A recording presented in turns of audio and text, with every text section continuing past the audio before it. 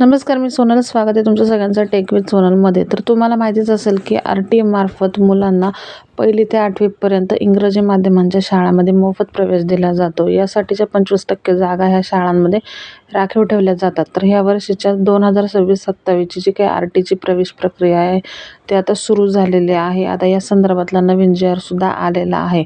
तर आता इथे बघू शकता तुम्ही, दिनांक 13 फेब्रुवारी 2026 रोजी एक परिपत्रक काढण्यात आलेलं आहे, ज्यामध्ये आता प्रवेश प्रक्रियेची तारीख जी 17 फेब्रुवारी 2026 सांगितलेली आहे. म्हणजेच आजपासनं या मोफत शिक्षणासाठीची प्रवेश प्रक्रिया सुरू होत आहे. तर याची अंतिम तारीख ही 10 मार्च 2026 ही असणार आहे.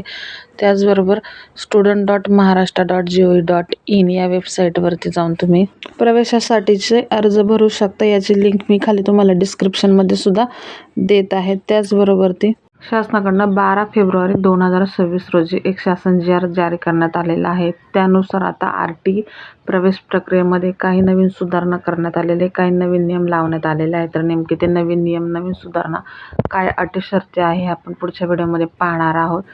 आणि या प्रवेश प्रक्रियेसाठी काय काय कागदपत्र लागतात यासाठीचा व्हिडिओ याआधी चॅनलवरती बनवलेला आहे. तर वरती सजेशनमध्ये मी व्हिडिओ देते, नक्की जाऊन तुम्ही पाहू शकता. तर त्याचबरोबर व्हिडिओ जास्तीत जास्त लोकांपर्यंत शेअर करा. आणि चॅनलवरती जर नवीन असाल तर चॅनलला सबस्क्राईब करून जा, बेल आयकॉनला प्रेस करा, म्हणजेच असे महत्त्वाचे अपडेट व्हिडिओ तुम्हाला सर्वात आधी मिळतील.